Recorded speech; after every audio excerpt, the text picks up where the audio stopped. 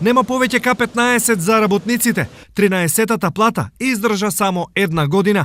Газдите бараат врската за исплата да се укине и К-15 да биде желба и можност, а не законска одредба. Нашата идеја ќе биде исплатата на регресот за годишен одмор да биде како можност што работодавачот може да ја искористи и да ја исплати на своите работници таков вид надомест без придонеси, но да не биде задолжителен за сите фирми во Македонија. Изјави Ангел Димитров, претседател на Организацијата на работодавачи на Република Македонија. Ова секако им оди во прилог на газдите, на кој од споменувањето на екстра плата им се креваше косата на главата. Но што за ова мислат работниците? Зашто да се укине? Едно време у социјализмот дава и 13-та плата и К-15, сега се ништо, се за газди се работи. А нема потреба да се нека дава таму луѓето, нека живеат и готово.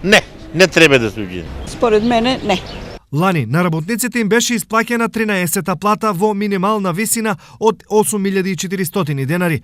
Добар дел парите ги зедоа, но повеќето на нив платија само данок, а пари не видоа. Најголем дел од компаниите кои не исплатија К-15 се од текстилната индустрија, гранка каде платите и онака се најмали. На ниво на држава поднесени се 74 пријави против фирми кои не исплатиле К-15, а во регионот трудовата инспекција најмногу работа имала во Кочани.